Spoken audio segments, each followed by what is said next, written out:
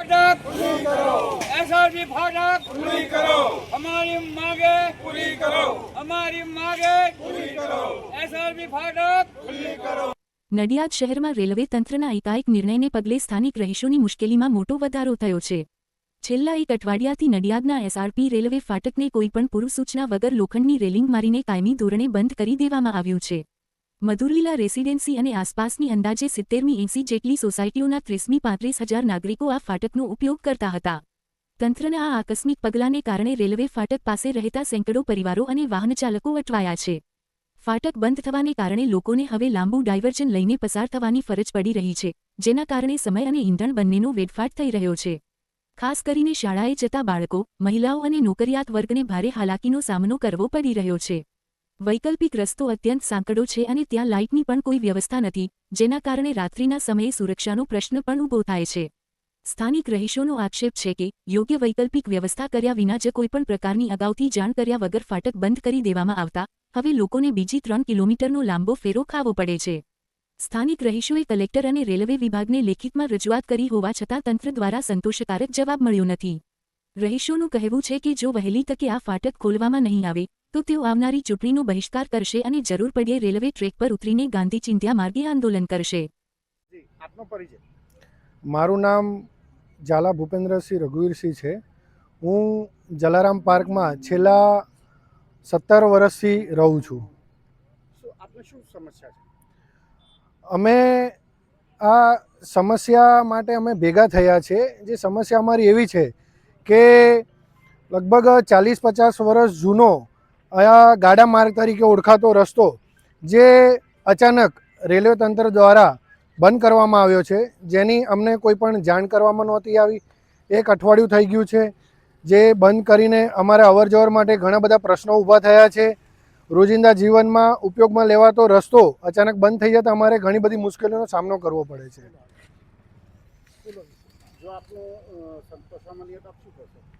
અમારે સોસાયટીઓના ઘણા બધા અહીંયા લગભગ 70-80 સોસાયટીઓનો વસવાટ કરે છે લોકો, જેમાં બધા સોસાયટીના પ્રમુખ આગેવાનોની બધાની માંગણી એવી છે કે જો અમારી આ ફાટક ખોલવાની જે માંગણી છે જે સ્વીકારવામાં નહીં આવે તો સમાજ અને અમારા જે આગેવાનો જે છે એમનું કહેવું એવું છે કે આવનારી ચૂંટણીનો અમે બહિષ્કાર કરીશું। રેલવે તંત્ર દ્વારા અમને એક વૈકલ્પિક રસ્તો બનાવવામાં આવ્યો છે જેનો નિકાલ ગણપતિ ચોકડીએ થાય છે। જે ફાટક ખૂબ જ ભયાજનક છે કેમ કે ત્યાં આગળ ખૂબ જ ટ્રાફિકવાળી પરિસ્થિતિ ઊભી થતી હોય છે। મોટા મોટા વાહનો જતા હોય છે, અવર જવર કરતી હોય છે। 24 કલાક ત્યાં ટ્રાફિકની સમસ્યા ઊભી થતી હોય છે। ઘણીવાર 2-2, 3-3 કલાક પણ ટ્રાફિક થતો હોય છે અને એ જગ્યા ઉપર નાના નાના બાળકો સ્કૂલે જતા હોય છે, ટ્યુશને જતા હોય છે અને આ વિસ્તારના લોકો આ રસ્તો બંધ થવાથી એ રસ્તાનો ના છૂટકે ઉપયોગ કરવો પડે છે। જે સ્કૂલોમાં જવા માટે, આવવા જવા માટે એનો ઉપયોગ કરવો પડે છે, ત્યાં આગળ ખૂબ જ ટ્રાફિકની સમસ્યા ઊભી થાય છે। કોઈ અનિચ્છનીય બનાવ ન બને તે માટે અમે તંત્રને પણ જાણ કરી છે અને તંત્રને અમે તમામ સોસાયટીઓ વતીથી એક અપીલ કરીએ છીએ કે આ રસ્તાને વહેલી તકે ખુલ્લો કરવામાં આવે અને અમને આ રસ્તાનો ઉપયોગ કરવા માટે અમને મદદ કરે। મારું નામ બળદેવસિંહ કેસરીસિંહ રાજ છે। હું ત્યાં રેલવે ફાટકની સામે આવેલ પ્રમુખ વિહાર સોસાયટીમાં આશરે 8 થી 10 વર્ષ પહેલાંથી રહું છું। હવે અગાઉ શું હતું કે ભાઈ જે અમારો ફાટક હતો એ ફાટકથી આજુબાજુની સોસાયટી આશરે 70 થી 80 સોસાયટીઓ ઉપરાંતની સોસાયટીઓ છે અને હજુ પણ એ વિસ્તારમાં સોસાયટીઓ બની રહી છે। એટલે આશરે વધુ રહી તો 50,000ની આસપાસની વસ્તી ત્યાં છે। એ ઉપરાંત અહીંયા સ્કૂલો આવેલી છે।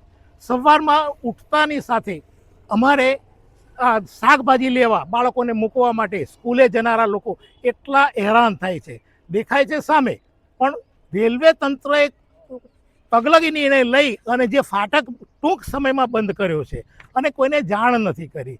હવે અમારે સામાન્ય શાકભાજી 100 રૂપિયાનું શાકભાજી લેવા માટે લગભગ 2.5 થી 3 કિલોમીટર દૂર જવું પડે। 100 રૂપિયાનું બીજું પેટ્રોલ ભાડું ટૂંકમાં કહીએ તો।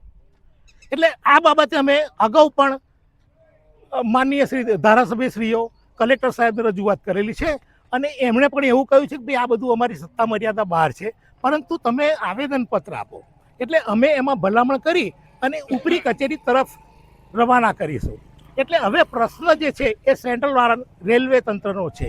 હવે હું આપણા માધ્યમ થ્રુ રેલવે તંત્રના અધિકારીશ્રીઓ, રેલવે તંત્રના નેતાશ્રીઓને બે હાથ જોડી નમ્ર વિનંતી કરું છું કે આ બાજુના રહેતા તમામ રહીશોની જે તકલીફો પડે છે એ તકલીફ ગમે તે, અમે એવું નથી કહેતા ફાટક ખોલો, પણ કોઈ ગમે તે વૈકલ્પિક વ્યવસ્થા કરી અને જે રસ્તો સરળ હતો એ રસ્તો સારી રીતે હતો એ પ્રમાણે રાબેતા મુજબ ખોલી દે. બસ અમારી એ જ માગ છે. સત્વરે આનો નિકાલ આવે તો એમનો અમે આભાર માનીશું. જો આપની માંગ પૂર્ણ નહીં થાય તો આપ શું કરશો? હવે જો માગમાં એવું છે કે પહેલાં તો શામ દામ દંડ ધીરે ધીરે આપણે નીતિ અપનાવી જોઈએ. પહેલાં તો મેં આ લેખિતમાં આવેદનપત્રો આપેલા છે. ત્યારબાદ રહીશોનું કહેવું એવું છે કે ભાઈ હવે આપણે જો જરૂર પડે તો ઇલેક્શન ટૂંક સમયમાં આવે છે એટલે એનો પણ બહિષ્કાર કરવા સુધીની દરેકની તૈયારી છે. એ ઉપરાંત જો આમરણાંત ઉપવાસ ઉપર ઉતરવાની જો જરૂરિયાત ઉપસ્થિત થશે તો અમે એ પણ સ્ટેજે જવા તૈયાર છીએ. અમે અહિંસાના ગાંધી ચીધા માર્ગે તમામ અમારા જે પ્રશ્નો છે હલ કરવા માટે અમે પગલાં લઈશું. મારું નામ બળવંત હરીશસિંહ ગઢવી છે. હું મધુલીલા રેસિડેન્ટમાં છેલ્લા 3 મહિનાથી રહું છું. તે પહેલાં મારું પ્રમુખ વિહાર સોસાયટી B1ની અંદર મકાન છે. આ વિસ્તારની અંદર હું છેલ્લા 15 વર્ષથી રહું છું. સમસ્યામાં એવું છે કે આ વિસ્તારની અંદર ઓછામાં ઓછી 70થી 80 સોસાયટીઓ આવી છે, જેની જનતાની સરવાળો ગણીએ તો આશરે 30,000થી 35,000 પબ્લિક હશે. અહીંયા આ તમામ પબ્લિક અહીંથી સીધી નડિયાદ સિટીમાં કે બજારમાં જવું હોય તો આ ફાટકે રહીને જવામાં આવવામાં બહુ સુલભતા હતી. જે ફાટક રેલવે તંત્રવાળાએ તાત્કાલિક કોઈપણ વ્યક્તિને જાણ કર્યા સિવાય તાકીદે બંધ કરવામાં આવી છે અને તેનો વૈકલ્પિક રસ્તો સાઈડમાં ગણપતિ ચોકડી થઈને અસરપી રહી એટલે આશરે ઓછામાં ઓછો 2.5થી 3 કિલોમીટરનો ડિફરન્સ ગોળ રાઉન્ડ આપ્યો છે. આ રાઉન્ડથી એ રસ્તે જનાર આવનાર નાના છોકરાઓ, સ્કૂલો હતા, 2 સ્કૂલો છે. સ્કૂલોમાં આવનાર જનારા છોકરાઓને તકલીફ પડે છે. રાતના સમયે લેડીઝને કંઈને આવવું હોય તો પણ તકલીફ છે. આ રોડ જે વૈકલ્પિક આપ્યો છે એ બિલકુલ સાંકડો છે, એના ઉપર કોઈ લાઇટની વ્યવસ્થા નથી. જેથી તમામ સોસાયટીના વ્યક્તિઓએ એક રજૂઆત કરવા માટે મહેરબાન સંજયસિંહ મૈડા સાહેબને, કલેક્ટર સાહેબને આ બાબતની લેખિતમાં જાણ કરી, પણ તેઓએ એકલી ચકલી ચેલો ભાર એક ઉતાર એવું કહ્યું છે કે આ અમારા હાથની નથી, કેન્દ્ર સરકારનું. ભાઈ સરકાર કોની છે? સરકારથી પબ્લિક કે પબ્લિકથી સરકાર? જો પબ્લિકને તકલીફ પડતી હોય તો સરકારે એ ધ્યાનમાં રાખવું એ જરૂર. જ્યારે આ લોકો ઇલેક્શનમાં વોટ લેવા આવતા હોય છે ત્યારે એ આપણને કહેતા હોય છે કે તમારી કોઈ પણ રજૂઆત અમે કેન્દ્ર સુધી પહોંચતી કરીશું. અત્યારે આ રીતના જો છટકવાની બારીઓ કરતા હોય તો એ પણ ખોટું જ છે. જેથી એના તમામ રહીશોએ નક્કી કરેલું છે કે જો આ આપણા પ્રશ્નો ઉકેલ નહીં કરવામાં આવે તો આવતા ઇલેક્શનનો બહિષ્કાર કરીશું. અને એનાથી પહેલો જો તે બીજો એનો નિકાલ નહીં આવે તો રેલવે ટ્રેક ઉપર ઉપવાસ ઉપર ઉતરવાની પણ ચર્ચા થઈ રહી છે. જેથી અમે તો નમ્ર વિનંતી કરીએ છીએ દરેક અધિકારીઓને, સાહેબોને, રેલવે ડિપાર્ટમેન્ટને કે અમારો આ રસ્તો સત્વરે ખોલો તો નાના બાળકો, સ્ત્રીઓ, બીજા ધંધાદારીઓ તમામનું બહુ અનુકૂળ છે, રાહત છે. અને 1782 હું નડિયાદમાં છું અને આ રસ્તો પહેલો ગાડા વાળતો હતો. 1987-88માં આ ડમ્બર રોડ થયેલો. જેમ સોસાયટીઓ વધી જાય છે તેમ આ બાજુનો વિકાસ થતો તેમ સારી સગવડો મળી છે. એ સગવડો ઉપર આ તાત્કાલિક આ ફાટક બંધ થવાથી એનો નષ્ટ થયો છે અને પબ્લિક તકલીફમાં મુકાઈ રહી છે. જેથી અમારી આ એક જ માગ છે કે ફાટક સત્વરે ખોલવું. જો નહીં ખોલવામાં આવે તો ઇલેક્શનનો બહિષ્કાર કરવામાં આવશે અને જરૂર પડે આગળના પગલાં ગાંધી ચીધા માર્ગે કરવામાં આવશે.